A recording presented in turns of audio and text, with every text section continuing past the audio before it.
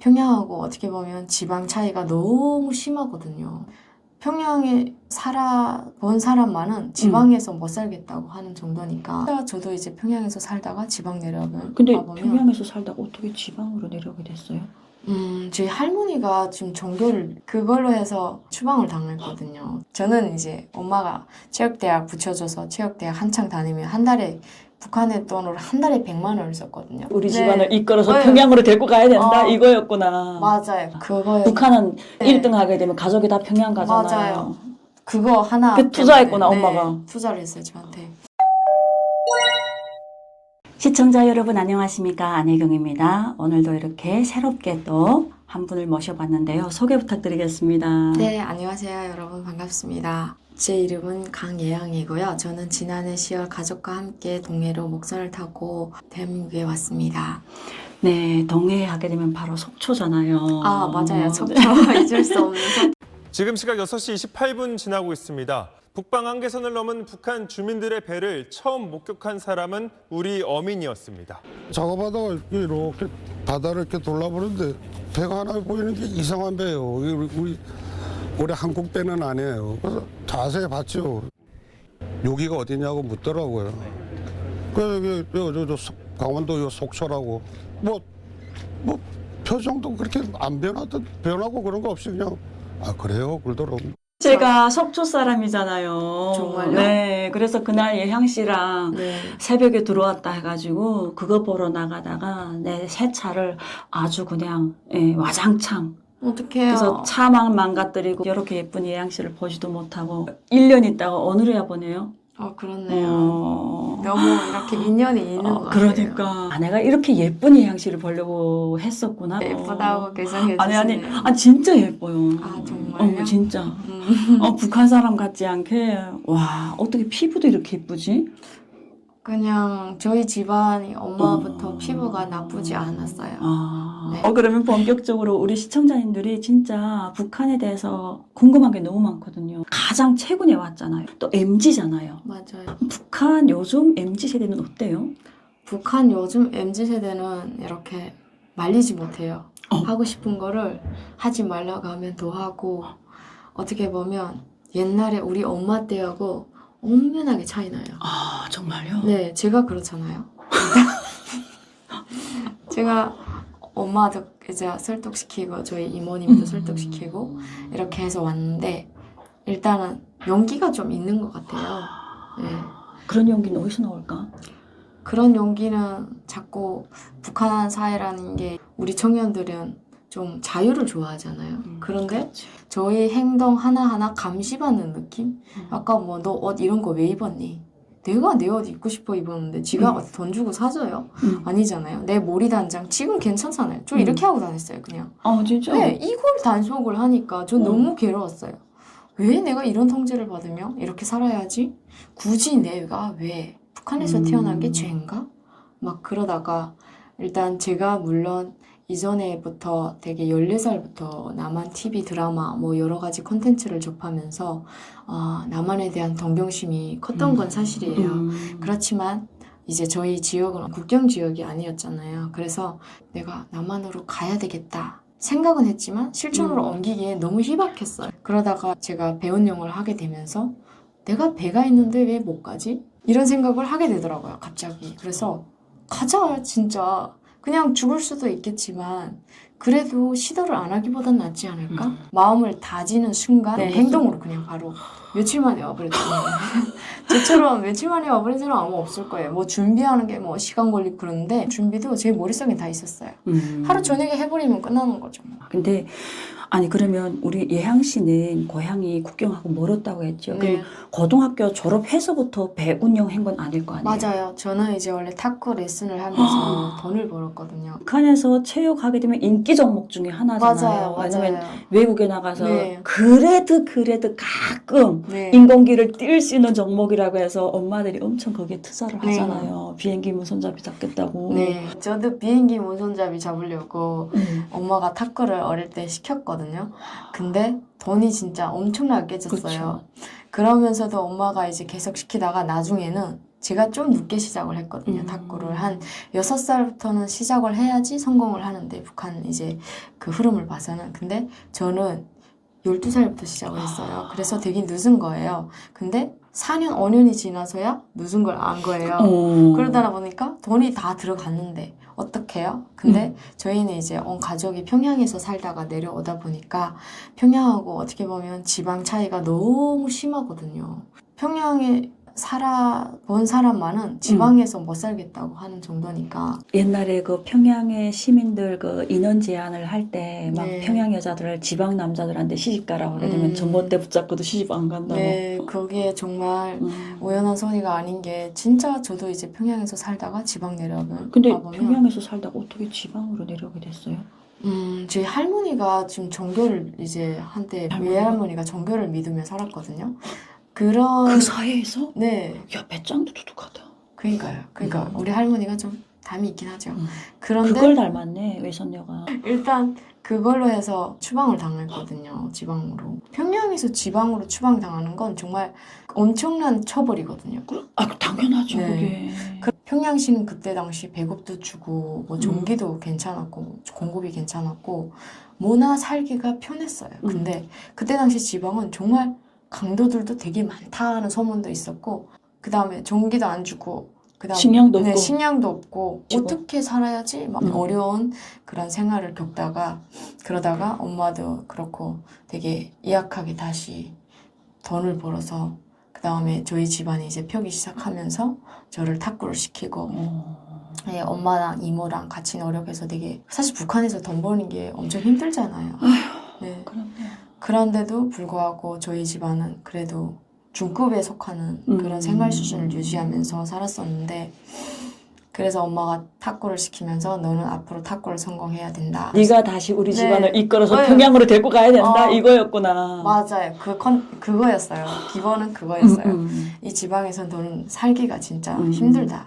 그러니까 네가 다시 네. 성공해서 우리를 다 데리고 가달라. 그거에 북한은 좀 네. 1등 하게 되면 가족이 다 평양 가잖아요. 맞아요. 그거 하나 그 투자했구나, 때문에, 엄마가. 투자를 했어요 저한테. 근데 나중에 이건 아니다. 저는 이제 엄마가 체육대학 붙여줘서 체육대학 한창 다니면 한 달에 북한의 돈으로 한 달에 100만 원을 썼거든요. 그러니까 용돈이 100만 원인데 엄마랑 이모랑 같이 합심해서 저를 키웠기 때문에 저보고 그랬어요. 제가 막 대학 다니다가 돈만 너무 나가고 내가 왜 굳이 이렇게 엄마 돈을 쓰면서 다녀야지? 평양에서 한창 생활을 하다 보니까 내가 간부를 될 수도 없는 거고 그렇다고 평양에서 거주한다고 뭐가 달라지는 것도 없을 것 같았거든요. 그래서 나는 돈 많은 사람이 되고 싶다. 이런 꿈이 갑자기 그쵸. 생겼어요. 그래서 탁구 난 배웠으니까 이걸로 레슨하면 돈을 벌어야지. 이런 생각이 확 갑자기 드는 순간 엄마 보고 그랬어요. 엄마, 나 대학 간들래. 그랬더니 엄마가 갑자기 너 그 대학에 돈이 얼마나 들어가는데 미쳤어? 시집을 한 3번, 4번을 보낼 돈인데 미쳤냐고 막 그러는 거예요. 그래서 내가 엄마 보고 내가 대학을 나와서 평양에 떨어져서 뭐 할 건데 도대체. 엄마 평양에서 사는 게 좋다고 하는데 그렇게 좋다는 평양시 엄마가 원하는 생활이 도대체 어떤 건데 막 그랬더니 아직 대학을 다니려면 7년이라는 연화를 다녀야 되는데 저 2년 반을 다녔었거든요. 근데 그 기간을 다 다니려면 우리 집이 정말로 엄마가 지금 현재 돈을 많이 벌고 있지만 그때 가서 어떻게 돈을 계속 번다고 장담을 못 하잖아요. 우리 집이 진짜 꽃제비로 물러앉으면 그때는 어떡하냐고. 평양만 떨어져서 뭐 하냐고. 엄마가 했던 일은 장사예요? 치료를 했어요. 그러니까 이제 병원이라는 게 의료 시설이 잘 안 돼 있어가지고 북한은 기본 간부들도 아프잖아요. 아프면 병원에 안 가요. 그렇죠. 예, 개인이 치료하는 실속 있는 사람한테서 받으려고. 의술만 있으면. 네. 근데 엄마가 좀 그런 차도 막 타고 다니고 되게 그랬어요. 평양에서도 막 인기였어요. 치료로는 되게 와, 어머니가 의술이 엄청 좋았네. 네, 좋았어요. 그래가지고 이제 약간 한의사? 아, 네, 그런 그렇죠. 네, 북한은 약이 없으니까 약간 네, 일단 그냥 그런 것 같아요. 당연히 의대도 나오고 해야 되지만 사람이 아프면 그걸 치료하는 게 기본이라고 생각하거든요. 근데 네. 북한은 그걸 아는 것 같아요. 그러니까 당연히 여기선 안 되죠. 그렇지만 북한은 안 되긴 해요. 그렇지만 그래도 그렇게 사는 사람들이 많잖아요. 많죠. 네. 그러니까 이게 우리 동네도 그런 분이 있었어요. 대학은 안 나왔는데 네. 약간 신을 입었다고 해야 되나? 여기 말로 말하면 네. 신 같은 걸 입었는데 네. 그분이 뭔가를 기도하면서 침을 놔주게 되면 그렇게 그래갖고 저도 사실 북한에서 네. 의대 다녔단 말이에요. 통신 다니다가 정말요? 병원에서 레지던트 가서 실습까지 하다가 왔는데 또 우리 엄마가 나를 놓고 그 할머니한테 가서 침을 맞더라니까. 북한은 좀 그런 인식이 큰 것 같아요. 맞아요. 그래서 일단 살아야 되니까. 네. 그래서 우리 이모도 그렇고 엄마도 그렇고 그렇게 해서 돈을 벌었는데 제가 이제 그렇게 하겠다고 하니까 엄마가 딱 그러시더라고요. 너의 일생, 그러니까 전망 문제니까 앞으로 딸이 하나예요? 네, 저 외동딸이에요.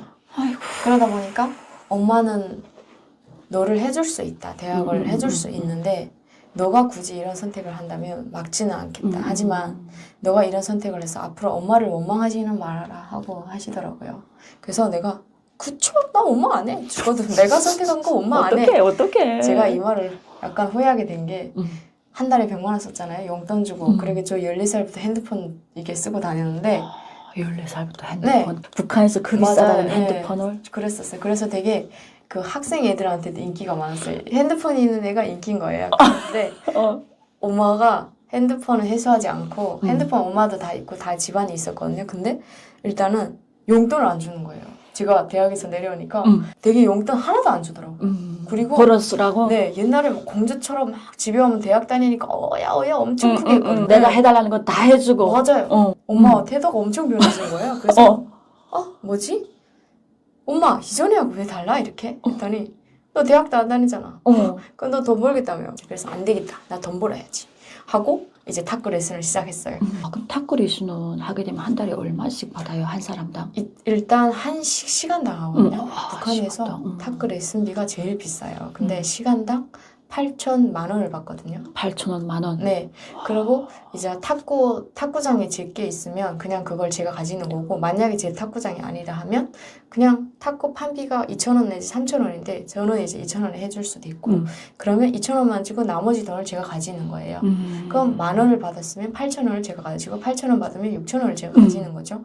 그렇게 거정인원이 한 6, 7명, 그냥 많을 땐 13명까지 저는 있었어요. 아니 그러면 북한도 이제는 그러면 사교육이라고 해서 지금 탁구장도 개인이 만들 수 있다라는 거잖아요. 건물은 국가 건물을 쓰고, 그리고 개인이 탁구판을 사서 놔요. 그러면 건물을 쓰는 값을 이제 얼마를 한 달에 주고. 뭐 40만, 50만씩 이렇게 내는 거예요. 국가에다가. 네. 그냥 등록상, 문건상으로는 국가 걸로 돼 있어요. 어떻게 보면 국가가 그거를 운영하려고 능력이 없으니까 개인한테 그냥 빌려주고 개인도 그걸 하려고 하게 되면 능력이 있어야 간부를 껴가지고 국가 건물을 내가 쓸 수 있는 맞아요. 거고. 다 그런 흐름인 거예요. 그래가지고 하루에 그냥 6, 7만 정도? 그냥 되게 많이 벌 때는 13만 막 이렇게 버는데 근데 좀 힘들어요. 매일 한 사람이 1시간씩 배우는데 한 달 내지 2달, 3달 이렇게 배우거든요. 그냥 하루 배우고 관두는 게 아니니까 좀 어떻게 보면 지속적이고 한 달 수입에서는 흔들림이 없는 직업이죠.